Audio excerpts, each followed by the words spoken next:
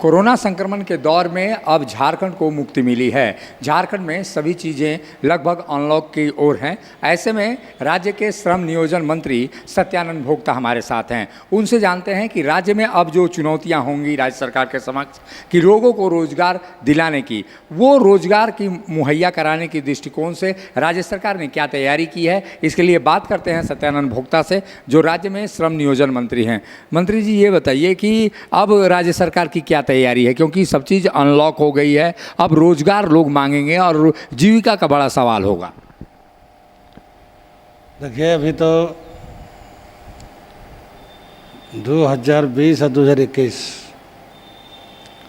पूरे कोरोना से पूरा देश, पूरा प्रदेश अस्त और व्यस्त रहा। और अभी भी हम लोग नहीं कह सकते हैं कि कोरोना से मुक्त हो गया है, अभी भी टप टिप चल ही रहा है। कहीं आ रहा है आपको कि तीसरा लहर भी आने वाला है। तो इसके लिए माननीय मुख्यमंत्री महोदय ने सभी उपायुक्तों को निर्देश दिया है कि तीसरा तैयारी भी रखें, आपदा आए नहीं आए फिर भी तैयार रहना है। और अब धीरे धीरे झारखंड अनलॉक की ओर 80% बढ़ चुका है और लोगों को रोजगार से जोड़ना, विकास कराना सरकार की पहला प्राथमिकता है। तो अब जितने राज्य सरकार के पास संसाधन हैं, उस संसाधनों में सभी विभाग को निर्देश मिला है कि तेज़ी गति से काम जिम्मेदारी साथ करें ताकि आम आवाम का विकास दिखाई दे। दूसरा, रोजगार की जहाँ तक सवाल है, जो हमारे दूसरे प्रदेश में लोग काम कर रहे थे, जिनको हम लोगों ने लाने का काम किया, घर तक पहुँचाने का काम किया। 2020 में बहुत लोग आए, उसके बाद कुछ निबंधित हुआ, कुछ नहीं भी हो पाया और कुछ लोग बाहर गए, कुछ लोग नहीं भी गए। सभी लोग वाच कर रहे थे कि फिर लॉकडाउन नहीं लगे देश में। तो हम लोग कहा कि जो जिस कैटेगरी का है, लेबर कई कैटेगरी का है, कोई प्लम्बर मिस्त्री है, कोई राज मिस्त्री है, कोई सामान मजदूर है, तो जिनको जहाँ काम चाहिए इस राज्य में, जिस जिला में, जिस प्रखंड में, राज्य सरकार उपलब्ध कराएगी। और इस दिशा में हम लोग सब तैयारी कर रहे हैं कि जो सरकार का मापदंड है उसके तहत सभी लोगों को लाभ मिले। इसमें हम लोग सब तैयारी शुरू कर दिए हैं। कौशल विकास में बड़ा स्कोप बनता है कि उसमें रोजगार, जो प्रशिक्षित लोग होंगे उनको रोजगार मिल सकता है। कहीं पे आप लोगों ने बात की है, कई कंपनियों की बात हो रही थी, उसमें आप बात आगे बढ़ी है? देखिए, कौशल विकास में तो ट्रेनिंग करवाना है, सभी को हाथ का हुनर पैदा करना है। सिलाई, कपड़ा सिलाई के लिए सिखाना है सब बच्चे लोग का। नर्स का ट्रेनिंग सिखाना है, ड्राइवर का ट्रेनिंग सिखाना है, न बहुत तरह का उसमें प्लम्बर मिस्त्री का ट्रेनिंग है। जो भी कर सकता है तो उसका मापदंड है। और जब 24 जिले में ट्रेनिंग चालू होगा, जब जो ट्रेन हो जाएंगे और प्रमाण पत्र मिल जाएगा, तो हम उनके योग्यता के अनुसार रोज़गार में लगा करके उसको रोज़गार से जोड़ने का विभिन्न कंपनियों में हम लोग काम करेंगे।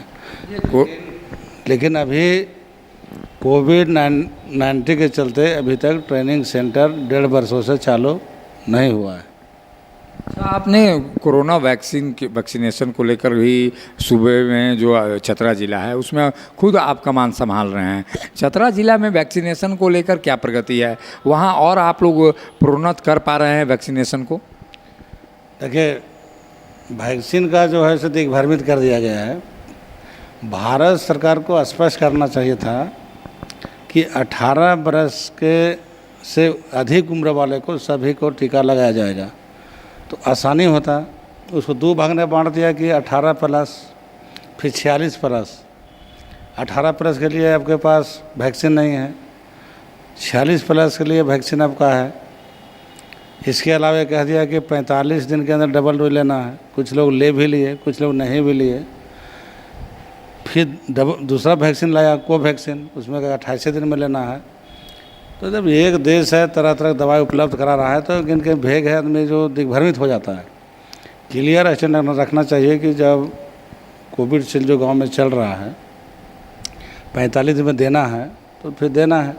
अब कह रहा है कि जो 1 डोज ले लिया तो दूसरा ज़रूरत नहीं है, फिर कुछ दिन के बाद बोलेगा कि जो नहीं लिया उसका भी अब लेना जरूरी नहीं है।